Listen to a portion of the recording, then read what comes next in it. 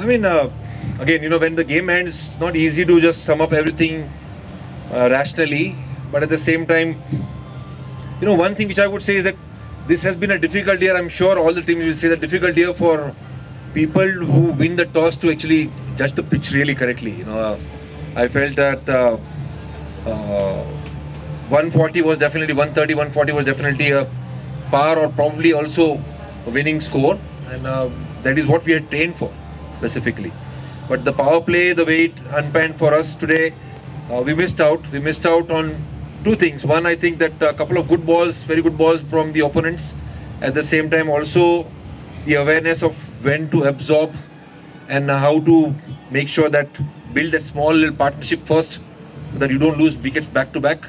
Yes, we were put on the back foot with losing 4 wickets in power play, but I thought Beam and Simpson showed a lot of good positive approach and a good body language to bring us back in the game. Just around that 9th over when we lost Beam, I thought we were pretty much in the game again. If that partnership would have pulled off a little more for us, we could have posted a good score. I mean, even then, all of them who went in, I think we put up a fighting score, at the same time a good fighting approach and attitude that we always talk about, not to give up.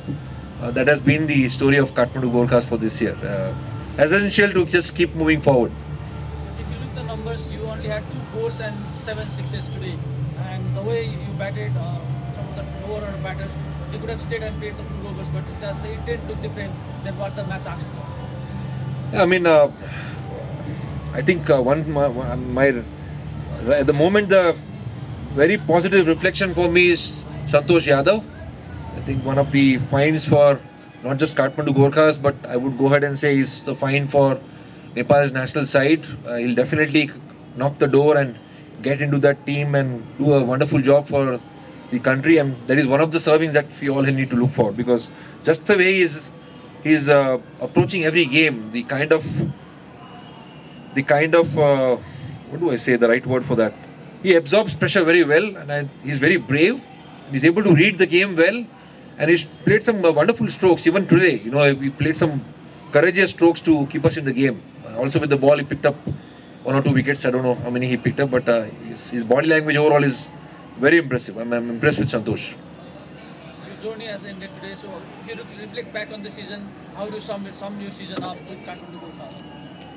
Yeah, I mean, like I said, we prepared this year for ensuring that the skills that we bring into this team, and I pretty much was, aware of what TU ground brings us, and the message was very clear: spin to win, bring out power scores 140, 150, and we missed out. That is the thing.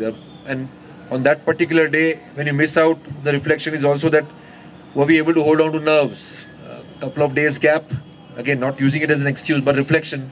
When a couple of days gap come, and then what the mind is thinking and what the mind is talking to themselves individually. We had a couple of good training sessions. I thought everyone put in real good effort. But on that particular day when the game starts, how much you're present, holding on to nerves and being hungry out there, desire to build your own individual story along with the team story. That's where we missed out, I think. Losing Erasmus, I think that hampered a lot on your batting balance. And we saw that today as well. You have to change number 3 quite often as well. So how do you see that as a loss? Losing Erasmus at the middle? I mean, again, Erasmus did a wonderful job in that last game when he stitched that partnership with Simpo.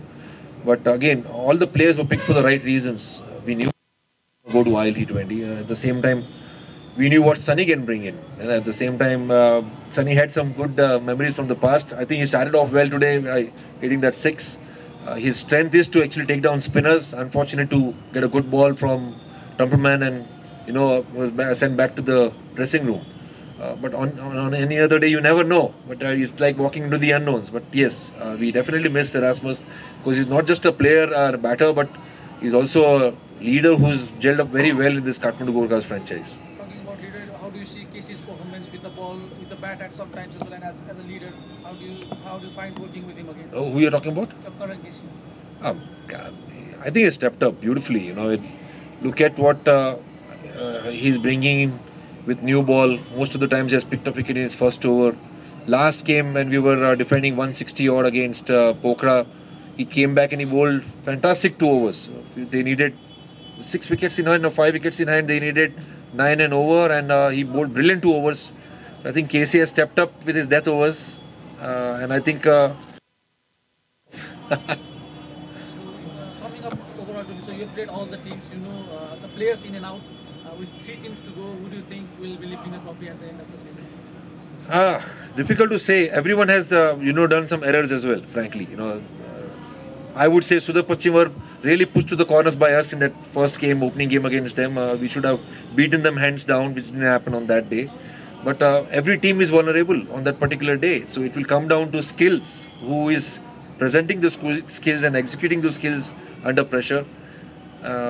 Partnerships will make huge difference to every team. I'm not putting any one name. But at the same time, I thought, Lumbini Lions have come from behind. They are also on a winning streak right now. Probably they've now won 4 games in a row. So that also builds confidence. Lastly, so Nepal is going to play the World Cup and all the games are in Mumbai. You know Nepali cricket more better than anyone else. So how do you see this NPL sort of platform as feeding players to the national team and how the players have stepped up? I wouldn't connect that to the World Cup and Wankhede because the pitches are going to be very different. That's what I believe. Wankhede is a high-scoring pitch, 200 average scores over there in T20s. But NPL as a product, obviously, it's bringing out 2 years in a row now. It's bringing out new faces. Sher Malla has stepped up with new ball. You could see very clearly that the kind of mixed bag of tricks he's bringing in. Quite a few players from different teams have stepped up. I thought Jora handled pressure well today. It looked like the game was a little tight at that point, but he handled pressure well. Overall, NPL will keep producing players is what I feel. Obviously, we played under lights this year, which is another step forward. This product will keep on getting bigger every season, every year. It is very important. It is very important that the governance stays united. It's very important that Nepal fans keep supporting this dream. It is very important that they look at the vision. A vision always serves purpose, and this is a big vision.